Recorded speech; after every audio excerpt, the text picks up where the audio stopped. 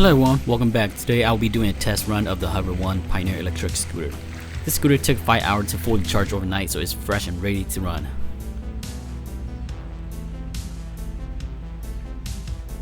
The scooter rides smooth and the whole frame feels solid and durable. The scooter platform gives you 3 inches of clearance above the ground, which is enough to go over most speed bumps.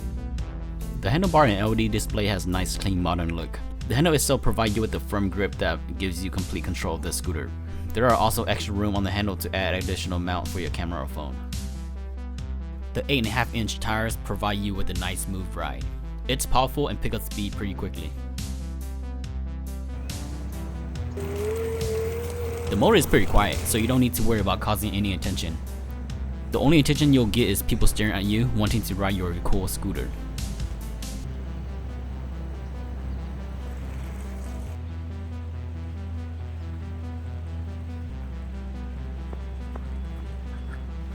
The scooter works perfectly as described and doesn't have any problem whatsoever.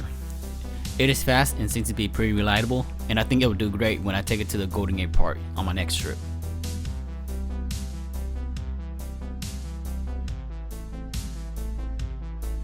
First off, let's test out the speed. With low speed, the scooter maxed out at 9 miles per hour.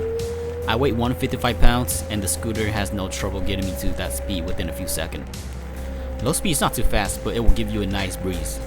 Low speed is perfect for cruising by the beach on a sunny day, or if you're just trying to conserve your battery.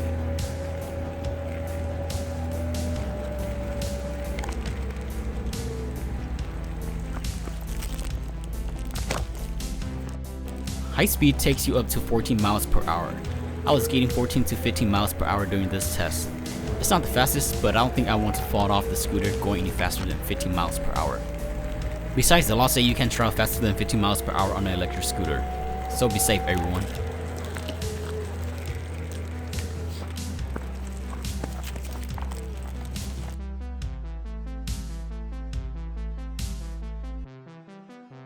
The scooter comes with a cable brake system, which features a nice 5-inch drill disc brake. This cable brake system is highly robust and responsive. If engaged fully, the brake locks in tightly and can prevent the back tire from spinning.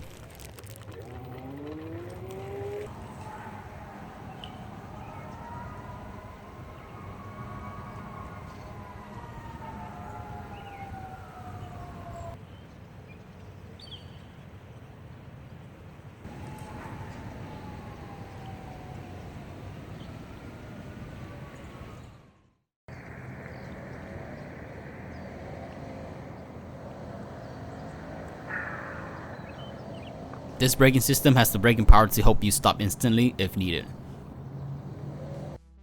I decided to take the scooter out to the bike trail to see how well it performed.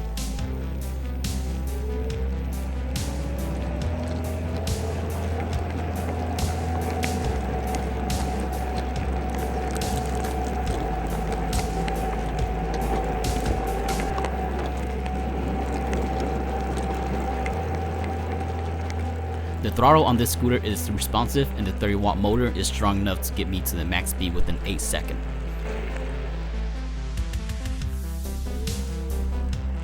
Even with the ground wet, the tires stick to the ground good without slipping.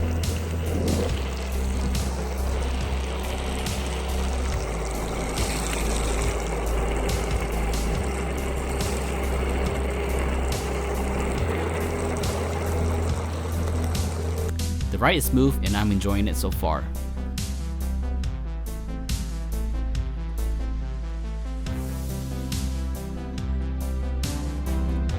To turn on cruise control, you will need to press the throttle 2 times quickly while the scooter is in motion. You will hear a beep and the icon will show on your LED screen indicating that it's activated. It also automatically turns on if your scooter stays in the same speed for 5 seconds.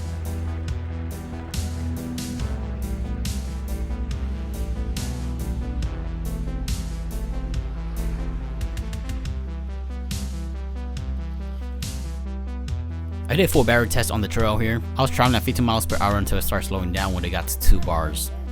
I rolled until the battery started flashing. I was able to get a total of 9.2 miles out of the battery when it started to slow down to a crawl. Not quite the 60-mile range the Hover claimed, but with the weight, terrain, and speed factor involved, I didn't expect to hit that number. On the right here, I listed how acceleration is affected as the scooter starts to lose battery.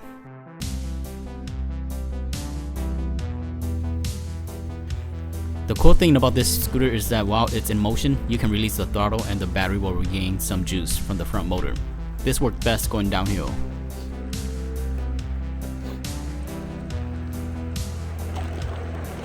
The tires on this scooter does a good job at absorbing some of the impact from the bumps and cracks. I can go over bumps with ease, and this ride is not as bumpy as you can see here.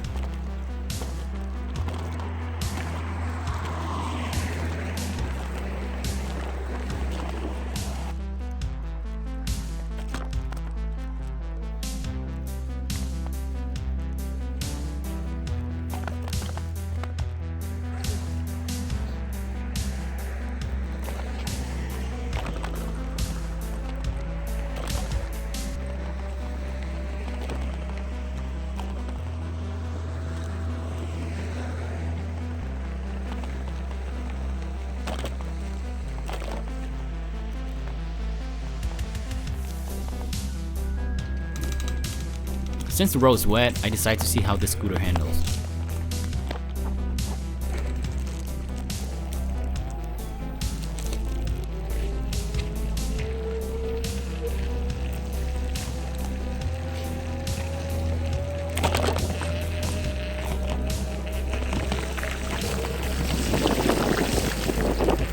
It said in the manual that you should not do this, as water can damage your scooter. I did it anyways for you guys, and the scooter made it out alive, but my tripod didn't. So let's do some riding at night to see how well the scooter will perform.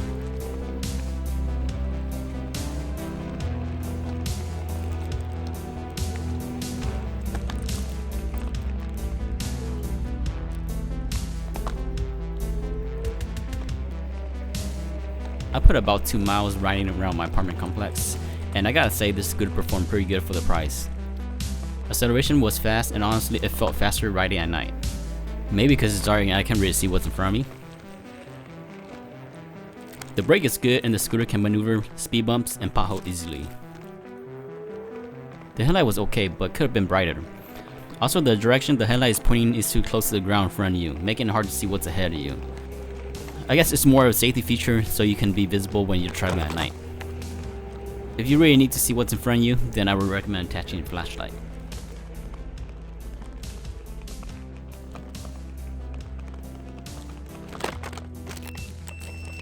I just hit a pothole. The scooter didn't die on me, but it beeped. I'm not sure what the beep meant, but I survived, and it's not working, and the tire didn't pop, so that's good.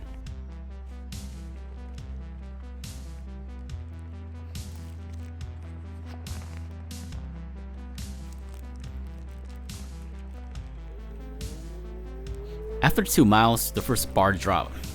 Just remember this was at high speed with headlight on, traveling on wet road with constant acceleration and stopping.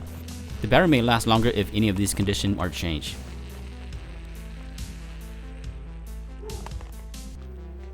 In conclusion, I have to say, for $148, this scooter is totally worth it. It is fun to ride, and I really enjoy every single bit of it. The construction felt nice and durable, and the parts seem to be made of good quality, which should last you for quite a while. It is a clone of the Xiaomi M365, so the design and construction is almost identical. The M365 has tons of parts that I believe should fit directly on this one. I'm planning on doing some modification on this scooter, so when I do, I'll post a video of it. Anyways, I will update you guys on how this scooter holds up in the months to come. So yeah, this is it. I hope you guys enjoyed the video.